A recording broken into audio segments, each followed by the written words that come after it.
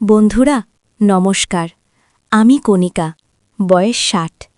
আজ আমি তোমাদের শোনাব আমার জীবনের সবচেয়ে অবিশ্বাস্য অভিজ্ঞতার কথা। আমার বয়স যখন ৫৫, আমার স্বামী তখন মারা গেলেন। আমি আর আমার ৩০ বছরের ছেলে সুরজ দুজন একা হয়ে গেলাম। এক রাতে ঝড়ের মধ্যে আমি ভয়ে কাঁপছিলাম। সুরজ আমার ঘরে এসে আমার পাশে শুল। হঠাৎ আমার গালে একটা চুমু পড়ল। আমি চমকে উঠলাম। সুরজ আমার কানে কানে বলল, মা, আমি তোমাকে ভালোবাসি। শুধু মা হিসেবে নয়, একজন নারী হিসেবে। আমি তোমাকে আমার বউ বানাতে চাই। তারপর আমি স্তব্ধ হয়ে গেলাম। আমার হৃদয় ধুকপুক করতে লাগল, কিন্তু আমি নিজেকে সামলাতে পারলাম না। সেদিন রাতে যা ঘটল তা ভাবতেও আমার পুরো শরীর শিউরে উঠল। সেই রাতের পর থেকে আমার মনে শুধু একটাই প্রশ্ন ঘুরপাক খেতে লাগল, এরপর কি হবে? আমরা কি করব? সুরজের শব্দগুলো আমার কানে বাজতে লাগল, মা, আমি তোমাকে ভালোবাসি। ও। আমি তার দিকে তাকালাম। তার চোখে ছিল বিষাদ আর ভয়। আমি তখন বললাম, সুরজ, তুমি কি বলতে চাইছ? এটা ঠিক নয়। সুরজ আমার হাত ধরে বলল, মা, তুমি আমাকে ভুল বুঝো না। আমি তোমাকে ভালোবাসি, তা সত্যি, কিন্তু সেটা শুধু মা হিসেবেই নয়, বরং সেই নারী হিসেবেও যিনি আমার জন্য সব কিছু ত্যাগ করেছেন। আমি যখন দেখি তুমি এভাবে একা আছো, আমার বুক ভেঙে যায়। আমি চাই তুমি আবার হাসো, আবার জীবনে এগিয়ে যাও। আমি বুঝতে পারলাম না তার কথার মানে কি। তারপর সে একটা চিঠি বের করল। বলল, বাবার মৃত্যুর আগে তিনি আমাকে একটা রহস্যময় চিঠি দিয়েছিলেন।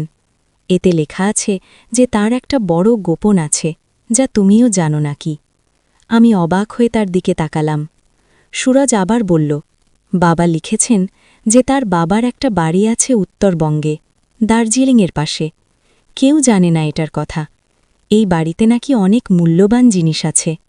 কিন্তু এই বাড়ি খুঁজে বের করতে হলে আমাদের দুজনকে একসাথে যেতে হবে। আমাদের ভান করতে হবে যে আমরা স্বামী স্ত্রী, নইলে সেখানে ঢুকতে দেবে না। আমি তখনও বিশ্বাস করতে পারছিলাম না। আমার স্বামী কিভাবে এতদিন এমন একটা গোপন রাখলেন। সুরজ বলল, মা, আমি জানি এটা অদ্ভুত শোনাচ্ছে, কিন্তু আমাদের যেতে হবে। বাবা লিখেছেন যে সেই বাড়িতে তার বাবার একটা বড় সম্পত্তি লুকোনো আছে, যা আমাদের ভবিষ্যৎ পরিবর্তন করে দিতে পারে। কিন্তু সময় কম। আমাদের আগামীকাল রাতের মধ্যেই রওনা দিতে হবে। আমি বুঝলাম সুরজ কখনোই অনুপযুক্ত কিছু বলতে চায়নি, বরং সে আমাকে সাহায্য করতে চেয়েছিল। আমি স্বস্তি পেলাম। পরদিন আমরা দুজন দার্জিলিংয়ের দিকে রওনা দিলাম। আমাদের একটাই উদ্দেশ্য, সেই রহস্যময় বাড়ি খুঁজে বের করা এবং আমার স্বামীর গোপন সম্পত্তি পাওয়া। আমার মনে প্রশ্ন ছিল, কেন তিনি আমাকে কখনো এই বিষয়ে বলেননি? ট্রেনে যাবার সময় সুরজ আমাকে বলল, মা, বাবার চিঠিতে আরও বলা আছে যে সেখানে পৌঁছনোর পর আমাদের একটা নতুন নাম ব্যবহার করতে হবে। আমি হব বিকাশ আর তুমি হবে সুমিতা। স্থানীয় লোকেরা খুব সন্দেহপ্রবণ, তাই আমাদের স্বামী স্ত্রী সাজতে হবে। গু। আমি মাথা নাড়লাম। ঠিক আছে, কিন্তু আমাদের খুব সাবধানে থাকতে হবে। কেউ যেন বুঝতে না পারে আমরা কে। দার্জিলিং স্টেশনে পৌঁছে আমরা একটা ছোট হোটেলে উঠলাম। সুরজের কাছে ছিল একটা পুরানো মানচিত্র, যেটা তার বাবা চিঠির সাথে দিয়েছিলেন। সেই মানচিত্র অনুসরণ করে আমরা শহর থেকে দূরে পাহাড়ের ঢাল বেয়ে উপরে উঠতে লাগলাম। পথে যেতে যেতে আমরা একটা পুরানো ডাকবাংলোতে থামলাম। এখানে একজন বয়স্ক চৌকিদার ছিলেন। তিনি আমাদেরকে দেখে খুব অবাক হলেন। আপনারা এখানে কি করছেন? চৌকিদার জিজ্ঞেস করলেন। সুরজ উত্তর দিল, আমরা বিকাশ আর সুমিতা, আমরা এখানে ভ্রমণে এসেছি। চৌকিদার সন্দিগ্ধভাবে আমাদের দিকে তাকালেন। এটা সাধারণ পর্যটন এলাকা নয়। আপনারা কি সত্যি ভ্রমণে এসেছেন? সুরজ তার পকেট থেকে একটা পুরানো ঘড়ি বের করল। আসলে আমরা এটার মালিক খুঁজছি, আমার বাবার কাছ থেকে পেয়েছি।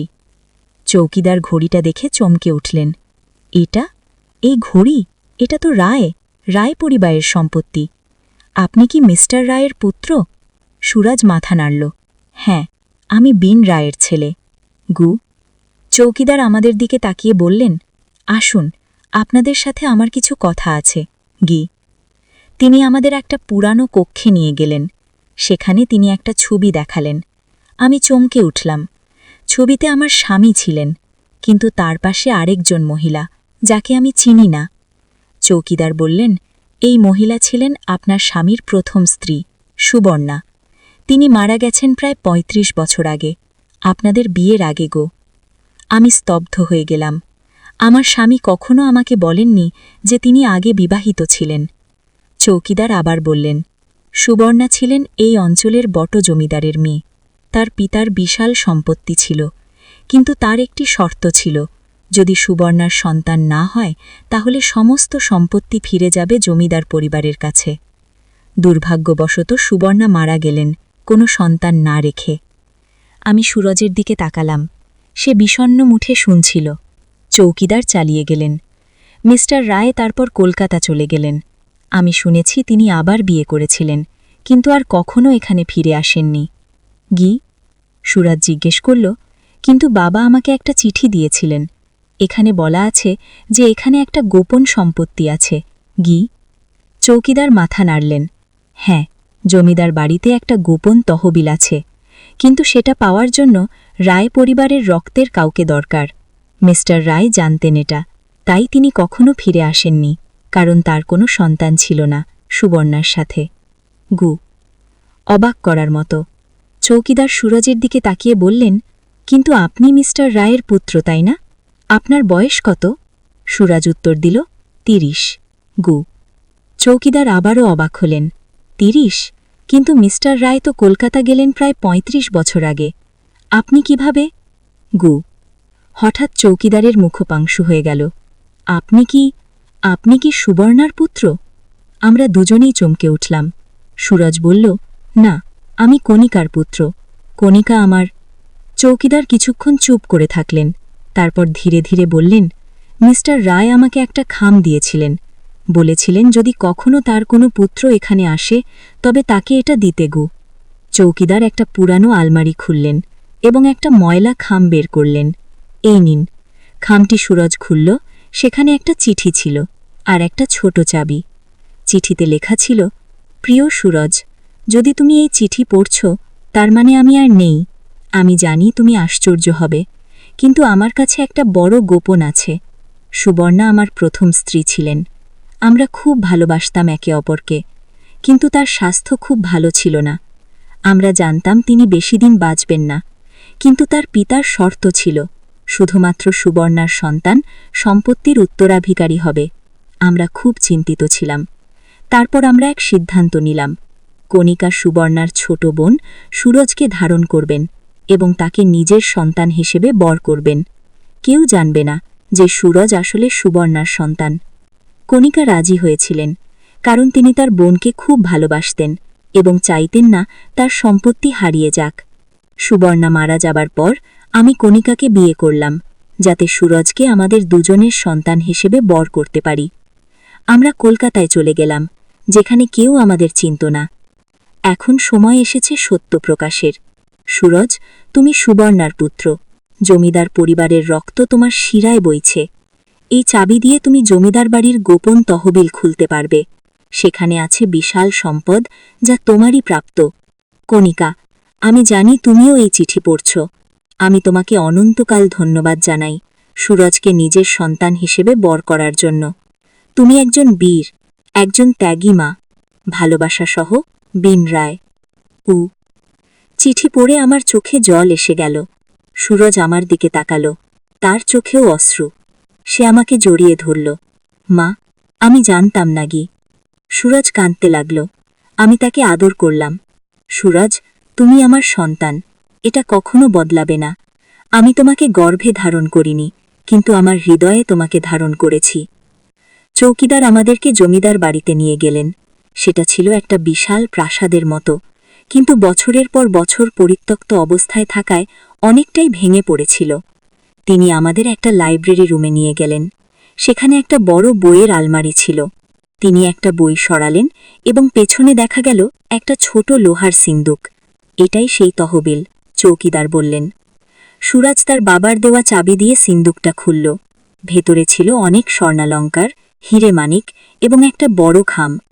খামটি খুলে আমরা দেখলাম সেটা ছিল জমিদার বাড়ির মালিকানার দলিল, সুবর্ণার নামে।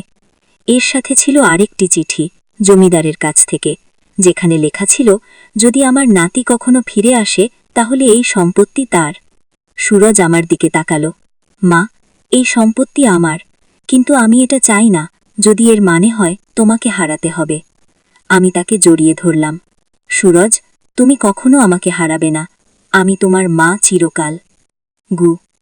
সেই দিন থেকে আমাদের জীবন বদলে গেল। সুরজ জমিদার বাড়ির মালিক হয়ে গেল। সে সেখানে একটা বড় স্কুল খুলল, গরিব বাচ্চাদের জন্য। এখন আমাদের নতুন পরিচয়, সুরজ রায়, জমিদার পরিবারের শেষ উত্তরাধিকারী, এবং আমি তার মা। এই অবিশ্বাস্য অভিজ্ঞতা আমাকে শিখিয়ে